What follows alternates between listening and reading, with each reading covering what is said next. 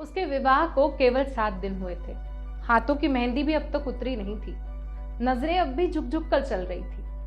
उसके पांवों का लाल चटक महावर अब भी विवाह के मंगल गीत गा रहा था, लेकिन फिर भी कर्तव्य सर्वोपरि था। शक्ति रूपेण संस्थिता की इस कड़ी में आज हम कर्तव्य परायणता की एक नई कहानी सुनने वाले, एक ऐसी कहानी जो कम लोगों तक पहुंची। मेवाड़ स्थित सलुंबर में सरदार रतन सिंह चुंडावत राज करते थे और उनका विवाह हुआ हाड़ा राजपूतों की कन्या सलेह कंवर से।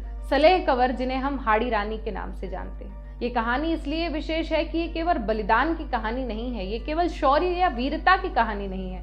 ये कहानी है कर्तव्य परायणता की, ये कहानी है धर्म की, ये कहानी है उस अनासक्ति की जो अनासक्ति किसी भी मोह के ऊपर 100 गुना भारी पड़ती है। जिस समय सलेह कंवर यानी हाड़ी रानी और सरदार रतन सिंह चुंडावत का विवाह हुआ, उस समय वो दोनों एक दूसरे को जानने समझने में लगे हुए थे। अभी केवल 7 दिन हुए थे, 1 सप्ताह हुआ था। तभी सरदार जी के लिए ये पैगाम आया, ये पत्र आया कि अभी उन्हें मुहिम पर जाना है, उन्हें मुगलों से लड़ने के लिए जाना है, सेना से लड़ने के लिए जाना है। सरदार जी क्योंकि क्षत्रिय थे तो क्षात्र धर्म को निभाते हुए लड़ाई पर चले तो गए, मुहिम पर चले तो गए, लेकिन इस नए रिश्ते के मोहपाश में ऐसे बंधे थे कि 1 मिनट के लिए भी हाड़ी रानी का विचार उनके मन से नहीं जा रहा था। अगर इस लड़ाई में कुछ विपरीत हो गया तो वो अपनी रानी को फिर से देख भी नहीं पाएंगे, ये डर सता रहा था।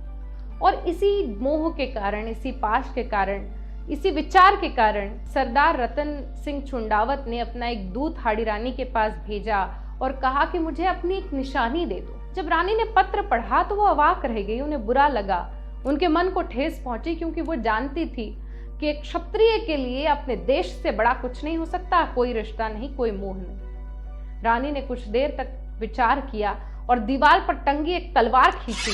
वो तलवार खींचकर एक निमेष का भी समय नहीं गया और अपनी गर्दन काट कर रख दी। जो दूत आया था वो दूत अपनी अदम्य साहसी रानी का सर लाल चुनरी से ढककर सरदार रतन सिंह के पास ले गया। रानी जो समझाना चाह रही थी रतन सिंह समझ गए।